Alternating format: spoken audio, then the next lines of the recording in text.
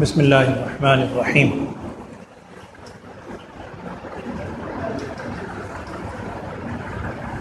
قرآن پاک کی آیت 22ویں تراویح میں آپ نے 27واں پارے کے اعتبار سے 27واں پارہ الحمدللہ سنا۔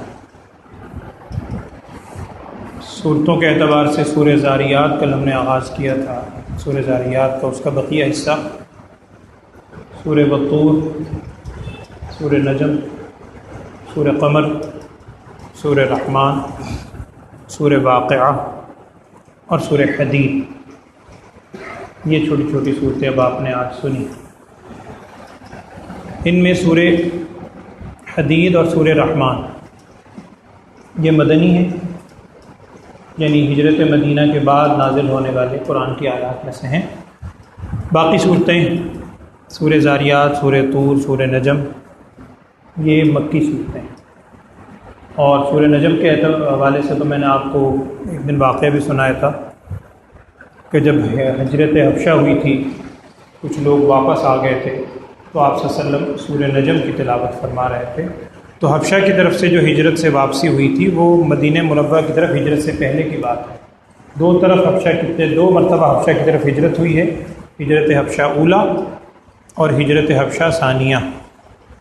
اور مدینہ منورہ کی طرف ہجرت سے پہلے جو اس کے بڑے اسباب بنے تھے ان میں بیعت ہوئی تھی، بیعت عقبہ، وہ بھی 2 مرتبہ ہوئی تھی، بیعت عقبہ اولیٰ اور بیعت عقبہ ثانیہ۔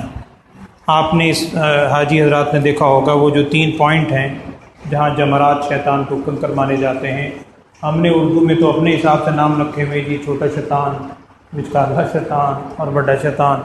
وہ جو بڑا شیطان ہم جس کو بولتے ہیں اس کو عربی میں کہتے ہیں جمرہ عقبہ، جمرہ اولیٰ، جمرہ وسطیٰ اور جمرہ عقبہ۔ اسی جمرہ عقبہ کی سیدھ میں اب تو سرنگ بن گئی ہیں، وہیں سے جب آپ نکل کر آتے ہیں تو یہی وہ مقام تھا جہاں نبی صلی اللہ علیہ وسلم کے ہاتھ پر بیعت کی تھی، اسی لیے بیعت عقبہ اس کو کہتے ہیں۔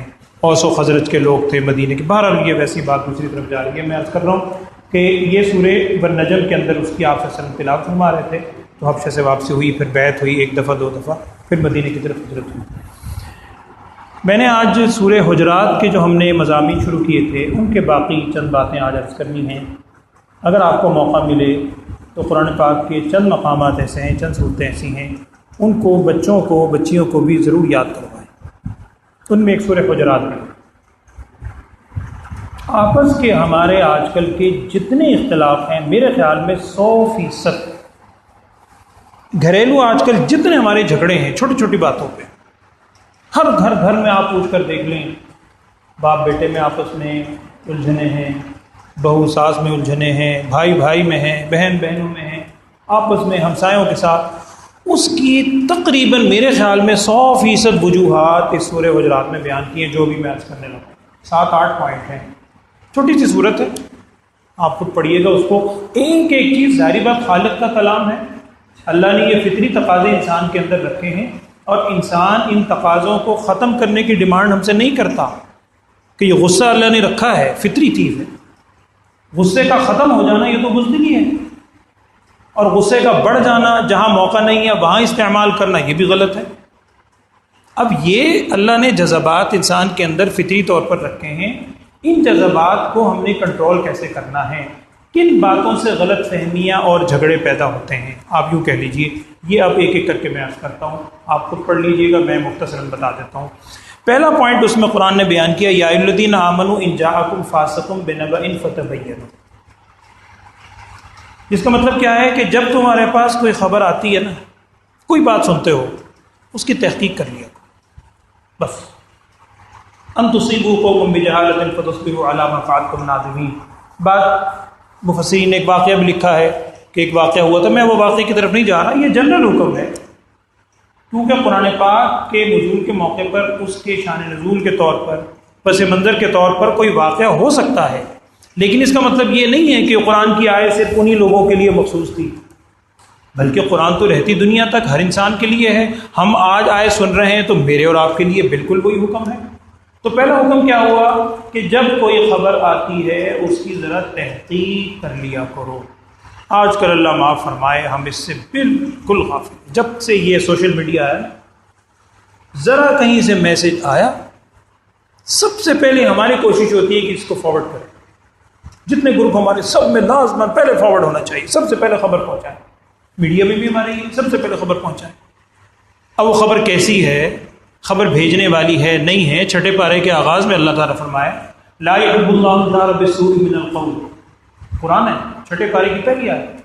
لا يحب اللہ الجہر بالسوء من القول، اللہ تعالیٰ کبھی بھی کسی برے قول کی تشہیر کو، جہر کو پھیلانے کو پسند نہیں فرماتا. خبر کیسی ہے، وہ پھیلانے والی ہے نہیں ہے، اس سے معاشرے پہ نوجوانوں پہ کیا اثرات ہوں گے، اس میں کوئی فحش بات آ رہی ہے، کوئی اور ایسی بات آ رہی ہے، کوئی تحقیق نہیں. اور بعد میں اس کی تردید آ جاتی ہے، بعد میں ختم ہو گئی بات، ہاتھ جھاڑ کر فارغ ہو گئے. اگر یہ قرآن کی آیت ہم سامنے رکھیں، یا ایھا الذین آمنوا ان جاءکم فاسق بنبأ فتبینوا، قرآن نے تو کہا فاسق، لیکن کوئی بھی خبر آئے تحقیق کر لیا کرو. ایسا نہ ہو کہ صبح کو تمہیں اس کے اوپر کہیں شرمندگی اٹھانا، فتصبحوا علی ما فعلتم نادمین، صبح کو تم اپنے کیے ہوئے پر کہیں نادم ہو، شرمندہ ہو. اور یہی ہوتا ہے بات کی تحقیق، جب بات کھلتی ہے پتہ لگتا ہے بات تو تھی. میں نے اس دن بھی آپ سے کہا تھا افواہ، اسی کو کہتے ہیں افواہ، فہم کی جمع. ایک تو یہ ہم نے کوشش کرنی ہے صرف معلومات کی نیت سے نہ پڑھیں، اللہ مجھے بھی توفیق دے عمل کی نیت سے سنیں. پہلی بات تو آج سے عہد کر لیں ہم نے بات کی تحقیق کرنی ہے. پھر تحقیق کے بعد بھی وہ بات کنوے کرنے والی ہے نہیں ہے، اس کے کیا اثرات ہوں گے، وہ چھپانے والی ہے، اس میں ملکی مفاد ہے نہیں، ہمارے دین کا مفاد ہے نہیں، اخلاقی مفاد ہے، یہ ساری چیزیں ہیں، اس کو دیکھنا ہے. ایک بات تو یہ پہلی چیز. دوسری ہدایت یہ ہے اس آیت میں کہ وَإِن طَائِفَتَانِ مِنَ الْمُؤْمِنِينَ اقْتَتَلُوا، بہت زیادہ بنیادی چیز. اگر دو جماعتیں آپس میں لڑ پڑیں، یہ کوئی اب نہیں ہے جھگڑے لڑائیاں، یہ شروع سے ہیں، انسانیت کے اندر اللہ نے رکھی ہیں چیزیں. وَإِن طَائِفَتَانِ مِنَ الْمُؤْمِنِينَ اقْتَتَلُوا، اگر مسلمانوں کے طائفتان، دو جماعتیں، دو افراد، دو گھرانے، دو شخص، آپ کچھ بھی کہہ لیں، دو حکومتیں آپس میں لڑ پڑیں، اب ہم نے کیا کرنا ہے؟ ہم نے تماشا نہیں دیکھنا، ہم نے تیلی نہیں لگانی. اللہ معاف فرمائے، ہماری یہ فطرت ہے. یا تماشا دیکھنا ہے، یا تیلیاں لگانی ہے، یا چار بندوں کو اور ہم نے اکٹھا کر لینا ہے تماشا. نہ، قرآن کہہ رہا ہے ان طائفتان من المؤمنین اقتتلوا، کیا کرو؟ فاصلحوا بینہما، ان کے درمیان صلح کروانے کی کوشش. یہ ہماری ذمہ داری ہے. اور یہاں بات ختم نہیں ہوئی، اللہ تعالیٰ نے اس کے 3-4 آیتیں اور ہیں آگے، 3-4 لائنیں. کیا؟ فَإِن بَغَتْ إِحْدَاهُمَا عَلَى الْأُخْرَى، اگر ایک جماعت دوسرے پر بغاوت کیے جا رہی ہے، ہم افراد پر لے لیتے ہیں، دو آپس میں ساتھیوں کی لڑائی ہو گئی، دو گھرانوں میں ہو گیا جھگڑا، آپ گئے محبت سے، خلوص سے آپ نے سمجھایا، ایک اس میں سے مان ہی نہیں رہا، ہو جاتا ہے سب نہیں مان، بڑی آپ نے کوشش کی ہے. فَإِن بَغَتْ إِحْدَاهُمَا عَلَى الْأُخْرَى، اب کیا کرو؟ فَقَاتِلُوا الَّتِي تَبْغِي، اب تم پھر قتال کرو، یعنی لڑائی کرو، یا آسان زبان کے اندر میں تم ساتھ دو، کس کا؟ جس کے اوپر ظلم ہو رہا ہے. ہماری مصیبت کیا ہے؟ ہم نے ساتھ کس کا دینا ہے؟ برادری کا. ہم نے ساتھ کس کا دینا ہے؟ خاندان کا. ہم نے ساتھ کس کا دینا ہے؟ دوست کا. میری دوستی کس سے ہے، میری برادری کس سے ہے، میری پارٹی کون سی ہے، ہم نے اس کا ساتھ دینا ہے. قرآن یہ نہیں کہہ رہا. قرآن کہتا ہے کہ فَإِن بَغَتْ إِحْدَاهُمَا عَلَى الْأُخْرَى، اگر ایک بغاوت کر رہا ہے دوسرے پر، پھر کیا کرو؟ فَقَاتِلُوا الَّتِي تَبْغِي، تم اس سے قتال کرو جو بغاوت کر رہا ہے، حَتَّى تَفِيءَ إِلَىٰ أَمْرِ اللَّهِ. اس سے اگلا جملہ بھی سنیں غور سے، یہاں تک کہ وہ اللہ کے حکم کی طرف لوٹ آئے. یہاں تک بات ہو گئی. آگے اللہ نے کیا فرمایا؟ فَإِن فَاءَتْ، اگر وہ لوٹ آیا، یعنی دو بندوں میں جھگڑا تھا، آپ نے سمجھانے کی کوشش کی، ایک نہیں سمجھ رہا، اکڑا ہوا ہے، دماغ میں اس کو کچھ ہے. اب آپ نے کہا اچھا پھر میں بھی اس کے ساتھ ہوں آج سے، آپ بھی اس کے ساتھ ہو گئے ظاہری. اب اسے اثر ہوا کہ یار یہ ابھی تک تو اکیلا تھا، برادری میری تقسیم ہو گئی، یہ تو آدھا خاندان ادھر چلا گیا. اب اس کو شرمندگی ہوئی، اب وہ صلح کرنا چاہتا ہے. اب ہماری فطرت کیا ہے؟ اب ہم اکڑ جاتے ہیں کہ ان کی دو آگے اگے سوتا سی.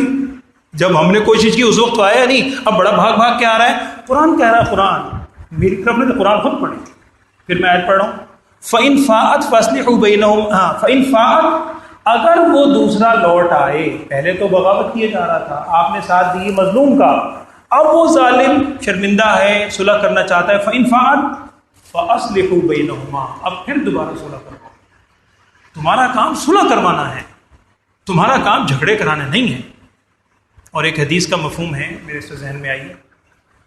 ایک موقع پر آتا ہے پوری سیرت میں آپ صلی اللہ علیہ وسلم کی تاریخ میں ایک یا دو، میرے خیال میں ایک ہی واقعہ یا دو واقعات ہیں کہ آپ صلی اللہ علیہ وسلم مدینہ منورہ ہی میں تھے، یعنی مدینہ منورہ کے مضافات میں کسی وجہ سے گئے، بہت لمبا سفر نہیں تھا، اور نماز کا وقت ہو گیا جماعت کا، اور آپ صلی اللہ علیہ وسلم مسجد نبوی تشریف نہیں لائے. شاید ایک یا دو واقعے. اس میں ایک واقعہ یہی ہے کہ آپ صلی اللہ علیہ وسلم تشریف لے گئے باہر، نماز کا وقت ہو گیا، غالباً عصر کی نماز تھی، اب لوگ منتظر ہیں. آپ صلی اللہ علیہ وسلم یہ تو معلوم ہے کہیں گئے ہیں لیکن قریب ہی تھا، نزدیک، انتظار کر رہے ہیں. اور سیرت کی کتابوں میں لکھا ہے کہ پیچھے صحابہ نے جب زیادہ دیر ہو گئی جماعت کروا لی. غالب حضرت عبد الرحمن ابن عوف تھے رضی اللہ عنہ، یہ کوئی تھے، جماعت کروا لی، جماعت ہو گئی. نبی صلی اللہ علیہ وسلم بعد میں تشریف لائے اور آ کے آپ صلی اللہ علیہ وسلم نے جو بات ارشاد فرمائی اس کا مفہوم یہ ہے. نبی صلی اللہ علیہ وسلم نے ارشاد فرمایا اصل میں مدینہ کے قریب یہاں مضافات میں کوئی دو قبیلے تھے، ان میں جھگڑا ہو گیا تھا، میں ان میں صلح کروانے گیا. اب یہاں مفسر محدثین نے یہ نقطہ نقل کیا ہے کہ آپ صلی اللہ علیہ وسلم صلح کروانے تشریف لے گئے تھے. اس صلح کرانے کی اہمیت اتنی زیادہ ہوئی کہ جماعت کے پیچھے سے، یہ مطلب نہیں ہے کہ آپ صلی اللہ علیہ وسلم کوئی جماعت چھوڑ دی ہوگی، جماعت کروائی، جماعت ہوئی وہاں پہ، لیکن یہاں پر صلح کرانے کی اہمیت سامنے آ رہی ہے کہ اتنی اہمیت ہے.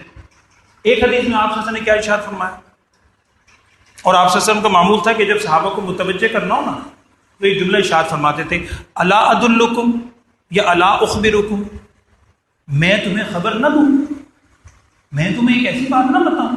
آپ صلی اللہ علیہ وسلم نے صحابہ سے کہا میں تمہیں ایسی بات نہ بتاؤں جس بات کا اجر و ثواب نماز سے، صدقے سے اور روزے سے، جو بڑی یعنی نیکی والے کام ہیں ان سب سے بڑھ کر ہے، ایک ایسا عمل نہ بتاؤں. اب صحابہ بڑے کانشیس ہو گئے کہ آپ صلی اللہ علیہ وسلم نماز کی وہ ساری فضیلتیں سن چکے تھے، روزے کی عبادات جو بھی ہیں فضیلت والے کام، صحابہ اور متوجہ ہو گئے. پھر آپ صلی اللہ علیہ وسلم نے ارشاد فرمایا تھا، اس کا مفہوم بھی یہی ہے کہ ان سب سے بڑھ کر کیا ہے، دو افراد کے درمیان صلح کروا دیں. یہ صلح کروانا کوئی معمولی کام نہیں ہے. آپ صلی اللہ علیہ وسلم کی آپ احادیث پڑھیں، یہ قرآن کی آیت میں نے آپ کو سنائی، پڑھیں، اس کی تفسیر میں آپ بے شمار احادیث آپ کو ملیں گی، پڑھیں، خود پڑھیں. پھر میں آیت دوہرا رہا ہوں کہ اگر دو جماعتیں آپس میں لڑ پڑیں تو ہماری ذمہ داری کیا ہے اس موقع پر قرآن کی روح سے، کہ ہم آپس میں صلح کروائیں. اگر صلح کروانے کی کوشش وقتی طور پر کامیاب نہیں ہو رہی، اب ہم نے ساتھ برادری کا نہیں دینا، ہم نے ساتھ مظلوم کا دینا ہے، جس پر ظلم ہو رہا ہے اس کا ساتھ دیں. اس سے یہ اسے احساس ہو سکتا ہے دوسرے کو. اب جب اسے احساس ہو گیا، وہ اب جھکنا چاہتا ہے، اب ہمیں اکڑ نہیں دکھانی، اب ہم جھک جائیں. اور اسی کے بعد وہ آیت ہے جو آپ میں بچپن سے یاد کراتے ہیں، انما المؤمنون اخوة فاصلحوا بین اخویکم واتقوا اللہ لعلکم ترحمون. سارے ایمان والے آپس میں بھائی بھائی ہیں، ایک دوسرے میں صلح کروایا کرو تاکہ اللہ تم پہ رحم کرے. دو چیزیں ہو گئی. تیسری چیز، اور یہ چیز جو ہے تیسری، یہ قرآن پاک میں 2 یا 3 مقام ہیں جہاں اللہ تعالیٰ نے مردوں اور عورتوں کو الگ الگ خطاب کیا ہے، اور یہاں مفسرین نے لکھا ہے اس چیز کی اہمیت پر یہ چیز دلالت کرتی ہے. ویسے ہر جگہ اب جیسے اقیم الصلاۃ، نماز قائم کرو، اقیم عربی گرامر کے حساب سے مذکر کا صیغہ ہے. اب اس کا مطلب یہ تو نہیں ہے کہ عورتوں کو حکم نہیں ہے کہ تم نماز نہ پڑھو. اقیم الصلاۃ وآتوا الزکاۃ، یا قرآن میں آتا ہے یا ایھا الذین آمنوا، اے ایمان والو، آمنو مذکر کا صیغہ ہے. لیکن ایک اور ہے 18ویں پارے میں تھی آیت، ایک یہ ہے، ایک دو چیز جگہ اور ہیں جہاں مردوں کو الگ صیغہ ذکر کیا. اس حکم کی اہمیت ہے، ان میں سے ایک یہی ہے، یہ جو میں پڑھنے لگا ہوں سورہ حجرات کی آیت، یا ایھا الذین آمنوا لا یسخر قوم من قوم، اے ایمان والو تم میں سے کوئی قوم کسی قوم کا مذاق نہ اڑائے.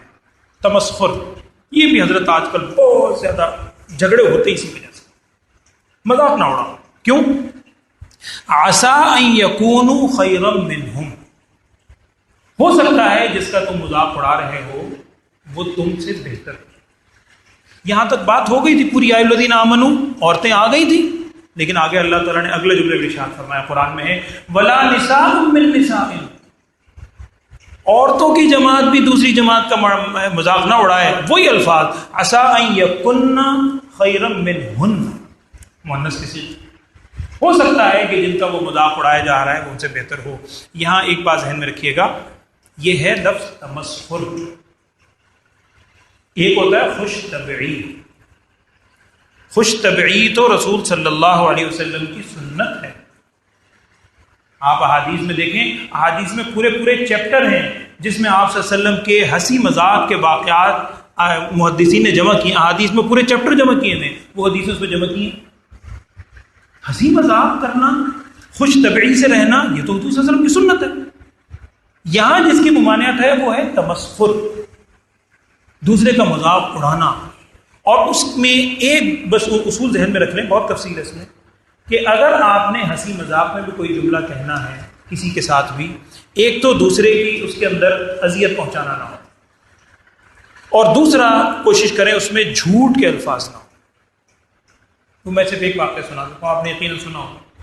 نبی صلی اللہ علیہ وسلم کی خدمت میں خاتون آئی تھی، انہیں آ کے کہا تھا یا رسول اللہ صلی اللہ علیہ وسلم دعا فرمائیں. بوڑھی عورت تھیں، اللہ مجھے جنت میں بھیج دے، بوڑھی ہو گئی ہوں، کسی وقت موت ہو سکتی ہے، جنت کی دعا کروائیں. نبی صلی اللہ علیہ وسلم نے مسکرا کے ارشاد فرمایا بھائی کوئی بوڑھی عورت جنت میں نہیں جائے گی. تو نہیں، کوئی بوڑھی عورت جنت میں نہیں جائے گی. کہہ کون رہا ہے؟ نبی صلی اللہ علیہ وسلم. زبان نبوت سے الفاظ نکلیں جس میں شک کی کوئی نہیں. اب وہ ہکا بکا ہو گئی بیچاری، لوگ بھی چونکے کی تھی، اگر بڑھاپے میں انتقال ہو گیا تو جنت کا داخلہ بند، نعوذ باللہ. پھر آپ سے ارشاد فرمایا، اس کا مطلب سمجھو، مسکرا کے فرمایا مطلب یہ ہے کہ اس کا مطلب یہ قطعاً نہیں ہے کہ اگر بڑھاپے میں کسی مرد عورت کا انتقال ہو، اللہ نہ کرے، تو جنت کا داخلہ بند ہو گیا. بلکہ بڑھاپے میں اگر انتقال ہو اور یقیناً وہ جنتی ہوگا تو اللہ تعالیٰ جنت میں داخل کرنے سے پہلے اس کو جوانی کی عمر عطا کرے گا. اس بڑھاپے کی عمر میں اللہ جنت میں نہیں بھیجے گا، بلکہ جوانی کی عمر دے گا. جوانی کی عمر دے کے پھر وہ جنت میں داخل ہوگا، یہ مطلب ہے. اب یہ حدیث کے اندر واقع ہے، میں عرض کر رہا ہوں مذاق تو ہنسی میں آپ کو اور بہت سے واقعات ملیں گے کتابوں میں. میں صرف بات عرض کر رہا ہوں کہ قرآن نے ممانعت کی ہے تمسخر، دوسرے کا مذاق نہ اڑائیں. آپ دیکھ لیں آپس میں اختلاف اسی لیے ہوتا ہے، یا ہم بات کی تحقیق نہیں کرتے، یا جھگڑے کے اندر ہمارا رویہ کسی غلط سمت میں ہو جاتا ہے، یا ہم مذاق زیادہ اڑاتے ہیں. آگے کیا ہے؟ عسیٰ ان یکن خیرا منہن ولا تلمزوا انفسکم. تلمزوا انفسکم کا مطلب بھی یہ ہے کسی پر عیب نہ لگاؤ. یہ تقریباً ایک جیسی دونوں تینوں چیزیں، عیب نہ لگاؤ. ولا تلمزوا انفسکم ولا تنابزوا بالالقاب، کسی کو برے القاب سے نہ پکارو. یہ بھی آج کل بہت بیماری ہے، برے نام رکھ دینا. میں پھر کہوں گا، ایک نام وہ ہے کہ جو پیار محبت سے رکھا جاتا ہے. حضرت ابی ہریرہ آپ نے نام سنا ہی ہے، یہ ان کا نام تھوڑی ہے.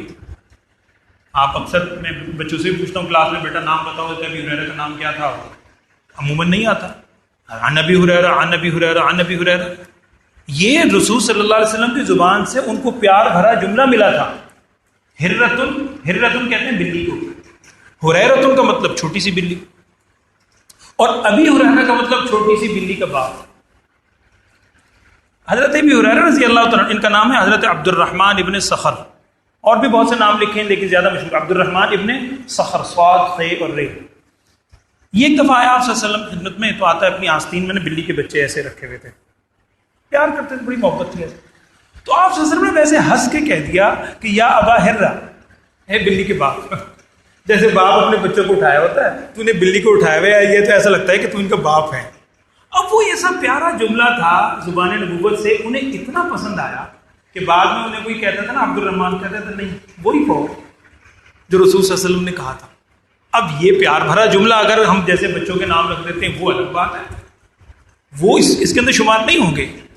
لیکن کسی کا یعنی برے القاب سے پکارنا جس سے وہ ناپسند کرتا ہے اور عام زبان میں چڑھتا ہے، اس سے اعتراض کریں.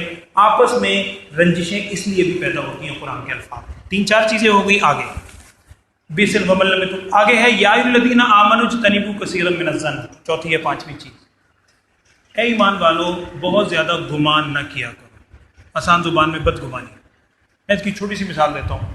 گھر میں بعض اوقات کوئی چیز نہیں مل رہی، ہو جاتا ہے کبھی چیز ڈھونڈ رہے ہیں سارے گھر والے، بہن بھائی ماں باپ ڈھونڈ رہے ہیں. اب وہ اچانک کسی کے دل میں آتا ہے کہ جی وہ ماسی جو کام کرنے آتی ہے، یہ لگتا ہے اس کی کار. اب وہ سب نے اپنا حصہ ڈالنا ہوتا ہے. کوئی کہتا ہے ہاں میں نے شکل تو ہی لگ دی ہے اس طرح سے، دوسرا کہتا ہے میں اگے بھی تو کہ ایسی نہ رکھو، وہ تیسرا کوئی اور بات کہے گا، چوتھا اور بات کہے گا. بدگمانی کوئی نہیں اور بعض اوقات ایسا ہوتا ہے شام کو اگلے دن وہ چیز خود مل جاتی ہے اور آپ سر پہ ہاتھ رکھ کے کہتے ہیں اوہو میں تو خود بھول گیا تھا رکھ کے. اب سوال یہ ہے کہ وہ جو ایک دن آپ نے اس پہ بدگمانی کی وہ کس کھاتے میں گئی؟ ایمان والو بہت زیادہ ذرا سی بات پہ دوسرے پر بدگمانیاں نہ کیا کرو، اس سے اختلافات پیدا ہوتے ہیں. ان بعض الظن اسم، بعض گمان بڑے گناہ ہوتے ہیں. آگے فرمایا ولا تجسسوا، بہت زیادہ تجسس بھی نہ کیا کرو. ذرا دو آدمی کہیں بیٹھے ہوئے ہیں، اب آپس میں ہمیں تجسس ہوتا ہے یہ کیا بات کر رہے ہیں، یہ یقیناً میرے خلاف تو پلاننگ ہے. اب وہ ادھر سے جا کے سننے کی کوشش، کیا ضرورت ہے، نہ تجسس کرو، چھوڑ. بلا یغتب بعضکم بعضا، اگلی چیز ایک دوسرے کی غیبت نہ کیا کرو، یہ بھی بہت ضروری چیز ہے. یہاں ہمارے ہاں آج کل بس معاشرے میں ہمارے رائج ہے. لاسٹ میں نے ایک دو دفعہ کہا تو میں نے ان کو بھی سمجھایا بچوں کو، دیکھیں ہم جب کہتے ہیں نا غیبت نہ کیا کرو تو ایک دم جواب ملتا ہے کہ جی غیبت کسے کہتے ہیں جی. اس کو سمجھایا جاتا ہے بھائی غیر موجودگی میں کسی کی برائی بیان نہ کرو، تو جواب پتہ کیا ملتا ہے، وہ کہتے ہیں جی میں سر اس سے کوئی ڈرتا ہوں، اس کو میرے سامنے لے میں اس کے سامنے بھی کہہ دوں. یہ ایسی کون سی بات ہے کہ آپ کہہ رہے ہیں غیر موجودگی میں. اللہ معاف فرمائے، اس کا مطلب ہے وہ بندہ کہنا چاہتا ہے غیبت تو میں کر سکتا ہوں، میں تانا بھی دے سکتا ہوں. کسی کے منہ پہ عیب بیان کرنا یہ تانا دینا ہے. ویل لکل ہمزۃ لمزۃ، ہمزہ اور لمز ان دونوں کے لیے ویل ہے، دونوں کے لیے ہلاکت ہے. یہی ایک صحابی نے پوچھا تھا سیم یہی سوال کہ یا رسول اللہ صلی اللہ علیہ وسلم، آپ نے بھی ارشاد فرمایا اور آپ صلی اللہ علیہ وسلم کی حدیث سنی ہوگی، الغیبۃ اشد من الزنا، زنا حدیث ہے، بے حیائی سے زیادہ بدترین چیز غیبت ہے. تو انہوں نے کہا کہ یا رسول اللہ صلی اللہ علیہ وسلم اگر کسی کے اندر کوئی عیب ہو، ہم جھوٹ نہیں کہہ رہے، اس کے اندر عیب موجود ہے، پھر ہم ڈسکس کر رہے ہیں کیا یہ بھی غیبت ہے؟ نبی صلی اللہ علیہ وسلم ارشاد فرمائے یہی تو غیبت ہے. اور ہے کیا کہ اس کے اندر عیب ہے اور غیر موجودگی میں بیان کر رہے ہو. اگر عیب نہیں ہے اور ذکر کر رہے ہو یہ تو بہتان ہے. لیکن یہی اسی مقام پر مفسرین نے، علماء نے، آپ نے علماء سے سنا ہوگا، چند موقع ایسے دیے جس میں دوسرے کی برائی ذکر کرنے کی اجازت ہے. لیکن اگر وہ موقع ہو، ان میں سب سے بنیادی موقع یہی ہے کہ اگر آپ سمجھتے ہیں کہ ایک شخص دھوکے باز ہے، اس کے اندر کوئی عیب ہے، برائی ہے، مالی اعتبار سے معاملات کے اندر وہ صحیح نہیں ہے، آپ کو وہ دھوکہ دے چکا ہے، وہ آپ کسی اور سے ڈیل کر رہا ہے، آپ کو پتہ ہے یہ سیدھا سا آدمی یہ بھی پھنس جائے گا، آپ اس کے پاس علیحدہ جا کے اس سے کہتے ہیں کہ یار اس سے تم معاملہ کر رہے ہو، ذرا دیکھ بھال سے کرنا، چونکہ مجھے دھوکہ دے چکا ہے. ابھی ایک طرح سے اس کا عیب بتا رہے ہیں، لیکن عیب کیوں بتا رہے ہیں؟ دوسرے کی خیر خواہی کے لیے. انما الاعمال بالنیات جو حدیثات رکھتے ہیں ہر جگہ، کہ آپ کا مقصد اس کے عیب کی تشہیر کرنا نہیں ہے، مقصد آپ کی دوسرے کی خیر خواہی ہے. یا اسی طرح وٹنس کے لیے آپ کو بلایا جاتا ہے، گواہی کے لیے عدالت میں، یہ کسی جگہ بلایا جاتا ہے کہ جی تمہارے سامنے یہ جرم ہوتے دیکھا ہے تم نے، اب ظاہر بات ہے آپ اس کا عیب بیان کریں گے، وہ تو ذمہ داری ہے. گواہی دینا تو قرآن کہتا ہے بلا تم شہادہ، گواہی کو نہ چھپاؤ. لیکن ہم 99% جو غیبتیں اللہ معاف فرمائے کرتے ہیں ان میں سے یہ کوئی مقصد نہیں ہوتا، صرف یہ ہے کہ بس بیٹھے میں ادھر کی ادھر کی تیری میری باتیں شروع ہو گئی. تو اس سے حتی الامکان اپنے آپ کو بچائیں. اور قرآن نے آگے کیا کہا؟ قرآن کے الفاظ ہیں کہ ایک دوسرے کی غیبت کرنا بالکل شک نہ کریں. اس میں جو میں الفاظ پڑھنے لگا ہوں، دوسرے کی غیبت کرنا، ایحب احدکم ان یاکل لحم اخیہ میتا، کیا تم میں سے کوئی پسند کرتا ہے اپنے مردار بھائی کا گوشت کھائے؟ سب سے سنگین جملہ آ رہا ہے قرآن میں اس کے بارے میں کہ غیبت کرنا ایسے ہے جیسے مردار بھائی کا گوشت کھانا. اور ایک حدیث میں آتا ہے کہ آپ صلی اللہ علیہ وسلم کے سامنے دو خواتین آئیں، روزہ رکھا ہوا تھا انہوں نے، ان کو روزہ بہت لگ رہا تھا، تو یہ اس وجہ سے آئیں کہ جی اجازت دیں تو روزہ توڑ دیں، کھول دیں. نبی صلی اللہ علیہ وسلم نے کچھ ان کے حالات پوچھے تو آپ صلی اللہ علیہ وسلم کو کچھ اندازہ ہوا. نبی صلی اللہ علیہ وسلم نے ارشاد فرمایا ایک پیالہ لاؤ، برتن. ان خواتین سے کہا کہ اس میں نا وامٹ طے کرنے کی کوشش کرو، جیسے انگلی ڈال کے نا. خیر آپ صلی اللہ علیہ وسلم کو فرمایا، انہوں نے کوشش کی انگلی ڈال کے، تو آتا ہے ان کے منہ سے نا گوشت کے لوتھڑے نکلے، گوشت کے لوتھڑے، خون. اچھا وہ حیران کہ یہ ہم نے تو گوشت اتنے دنوں سے کھایا نہیں، یہ گوشت کے ٹکڑے کیسے نکل رہے ہیں؟ حدیث میں آتا ہے نبی صلی اللہ علیہ وسلم نے ارشاد فرمایا تم نے ابھی کسی کی غیبت کی ہوگی.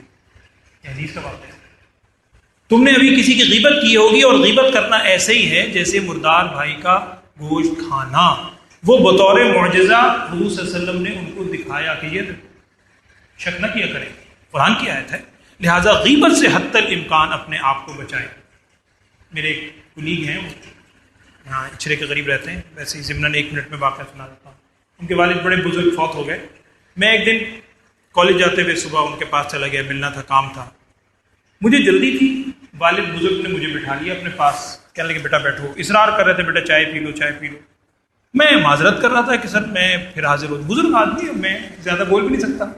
اب مجھے نا ان کا جملہ بڑا یاد ہے، وہ چھوٹا سا جملہ تھا، کہنے لگے بیٹا بات سنو، مجلس گرم کر کے جاؤ۔ میں چپ ہو گیا، میں انہیں کیا کہتا؟ کہنے لگا سمجھے نہیں میری بات؟ میں نے کہا نہیں سمجھا۔ کہنے لگا دیکھو مجلس گرم ہوتی ہے 2 وجہ سے، جو کوئی حدیث تو نہیں ہے، ویسے ہی انہوں نے سمجھانے کو ہماری معاشرے کی عکاسی کی ہے۔ کہنے لگے بیٹا مجلس گرم ہوتی ہے 2 وجہ سے۔ میں نے کہا یہ اچھا؟ کہتے ہیں یا مجلس گرم ہوتی ہے چائے پینے سے، یا مجلس گرم ہوتی ہے غیبت کرنے سے۔ اللہ معاف۔ تو کہنے لگے مجلس تو گرم کرنی ہے، غیبت تو ہم نے کرنی نہیں ہے، لہذا چائے پی لو۔ میں نے کہا جی بہت اچھا، چائے پی لیتے۔ تو آج کل ہمیں یہاں کسی سے کہا جائے نا کہ کیا ہو رہا ہے، تو کہتے ہیں جی ٹائم پاس ہو رہے ہیں۔ بہرحال باتیں نہیں کرنی چاہیے زیادہ، اس غیبت سے حتی الامکان اپنے آپ کو بچائیں۔ نبی صلی اللہ علیہ وسلم فرما رہے ہیں، اس میں بھی شک نہ کریں، غیبت زنا سے زیادہ بدترین ہے، اور اس کی وجہ محدثین نے یہ لکھی ہے کہ زنا، بے حیائی، اللہ سب کو محفوظ رکھے ہر بیماری سے۔ یہ ایک ایسی چیز ہے جو شخص بھی سنتا ہے یا کسی کو دیکھتا ہے ایک دم نفرت کا اظہار کرتا ہے، بچتا بھی ہے، توبہ بھی کرتا ہے، لیکن غیبت کو کوئی برا سمجھتا ہی نہیں۔ جب برا ہی نہیں سمجھتا اسے توبہ کیسے کرے گا؟ لہٰذا یہ بدترین چیز ہے۔ اور آخری چیز اسی کے اندر اور ہے، وَلَا يَغْتَبْ بَعْضُكُمْ بَعْضًا أَيُحِبُّ أَحَدُكُمْ أَن يَأْكُلَ مَيْتًا فَكَرِهْتُمُوهُ وَاتَّقُوا اللَّهَ إِنَّ اللَّهَ تَوَّابٌ رَحِيمٌ۔ یہاں تک بات مکمل ہو گئی۔ ایک اس کے بعد اور میں نے بات عرض کرنی ہے، قرآن نے بتائی ہے، وہ بھی آپ سمجھ لیں۔ ایک ہوتا ہے ایمان، ایک ہے اسلام، اس میں فرق ہے۔ یہ میں نہیں کہہ رہا، قرآن کہہ رہا ہے، یہی اسی کے آگے۔ یہ سورہ حجرات آپ خود پڑھیں، 2 رکوع ہیں صرف، پڑھیے گا خود جا کے۔ وہ کیا واقعہ ہے؟ دیہاتی آئے تھے کچھ، کیونکہ شروع میں نے بتایا تھا نا، آپ سے پکارنا شروع کر دیا تھا۔ قالت الاعراب آمنا، قرآن کے الفاظ ہیں، قالت الاعراب آمنا، دیہاتی کہنے لگے جی آمنا، ہم ایمان لائے۔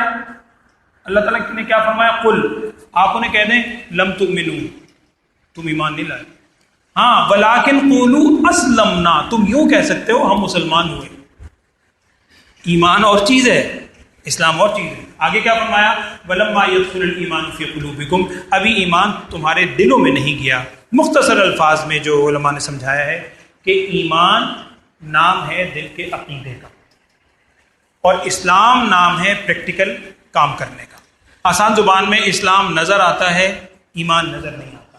منافقین نبی صلی اللہ علیہ وسلم کے ساتھ نمازیں پڑھتے تھے، جہاد بھی کرتے تھے، لیکن دل میں ایمان نہیں۔ تو ایمان نام ہے، ہم کیا کہتے ہیں؟ آمنت باللہ، اللہ پر ایمان، فرشتوں پر ایمان، کتابوں پر ایمان، رسولوں پر ایمان۔ یہ ساری چیزیں ہیں جن کو ہم نے دیکھا ہی نہیں، دل میں ہے، لیکن نماز، روزہ، حج، زکوٰۃ جو پریکٹیکل ہے، یہ اسلام کہلاتا ہے، ایمان کے کام ہے۔ یہ دونوں بھارت ایک دوسرے کے لیے لازم ملزوم ہے، یہ خاص ایک ٹیکنیکل پوائنٹ ہے، وہ آپ اس کو خود پڑھ لیجیے گا۔ لیکن یہاں اسی صورت کے آخر میں کہا گیا ہے، اس میں یہی وضاحت ہے اس کی کہ ابھی تمہارے دلوں میں ایمان نہیں اترا، تم ایمان کا لفظ نہ کہو، ہاں یہ کہہ سکتے ہو اسلام لائے۔ اور آگے پھر ان دیہاتیوں نے ایک جملہ اور کہا تھا جو ہمیں آخر میں سمجھنا ہے، بس پھر دعا کرتے ہیں۔ انہوں نے یہ کہا تھا یمنون علیک ان اسلموا، انہوں نے نا صحابہ سے آ کے کہا کہ بھئی دیکھو تمہیں فلاں جگہ گئے تھے، آپ لوگوں نے جنگیں کی، فلاں جنگیں کی، فلاں جنگیں کی، جنگوں کے بعد بھی کچھ لوگ ایمان لائے، نہیں لائے، مکے والے تھے، اپنے لوگ تھے، وہ دیکھو مسلمان بھی نہیں ہوئے، لڑائی کی، ہمیں دیکھو، ہم خود چل کر تمہارے پاس آئے، قبیلہ آیا تھا باہر سے، ہم خود آئے چل کر، نہ تم نے ہمیں دعوت دی بظاہر، نہ کوئی ہمارے خلاف جنگیں کی، اور ہم ایمان لے آئے، دیکھو ہم نے کتنا بڑا یہ افرادی قوت میں تمہارے اضافہ ہو گیا، ایک طرح سے احسان جتلایا۔ اس پر قرآن نے کہہ دی، ہم بھی آج کل یہ کہتے ہیں، 4 سجدے کرنے کی توفیق اللہ نے دے دی، بس پتہ نہیں ہم نے کس نے اسلام پہ یا فلاں چیز پہ بڑا کوئی احسان کیا، نعوذ باللہ۔ قرآن کہہ رہا ہے یمنون علیک ان اسلموا قل لا تمنوا علی اسلامکم، اپنے اسلام کا احسان نہ جتلاؤ، بل اللہ یمن علیکم ان ہداکم للایمان، بلکہ اللہ تعالیٰ نے تم پر انعام کیا ہے کہ تمہیں ایمان کی دولت سے نوازا۔ تو مجھے آپ کو اگر اللہ توفیق دے رہا ہے، ہمیں ہر وقت اللہ تعالیٰ سے ڈرتے رہنا چاہیے، اللہ کا شکر گزاری رکھنی چاہیے، کبھی بھی دل کے اندر کبر، تکبر، اس قسم کی سوچ نہ آنے دیں۔ بہرحال 26واں پارہ ہے، تقریباً مڈ سے آگے یہ صورت آتی ہے، سورہ حجرات 2 رکوع ہیں، خود پڑھیں، بچوں کو بھی پڑھائیں، اس کے احکامات پھر عمل کرنے کی کوشش سے اللہ عمل کی توفیق دے۔ آج کی منزل کی 1-2 باتیں کل میں عرض کروں گا۔ الحمدللہ رب العالمین۔ اللہم صلی علی سیدنا و مولانا محمد وعلی آل سیدنا و مولانا محمد وبارک وسلم ثم صلی علیہ۔ یا اللہ ہم سب کے گناہوں کو معاف فرما، تمام لغزشات سے درگزر فرما، تمام بیماروں کو صحت والی زندگی عطا فرما، تمام پریشان لوگوں کی پریشانیوں کو دور فرما۔ جتنے لوگ ہمارے اعزاء و اقرباء دنیا سے رخصت ہو گئے ہیں یا اللہ سب کی مغفرت فرما، سب کے درجات کو بلند فرما، ہم سب کو ایمان و اسلام والی زندگی عطا فرما، ایمان پر استقامت نصیب فرما، ایمان کامل پہ ہم سب کا خاتمہ فرما۔ وصلی اللہ تعالی علی خیر خلقہ سیدنا و مولانا محمد وعلی آلہ وصحبہ اجمعین آمین برحمتک یا ارحم۔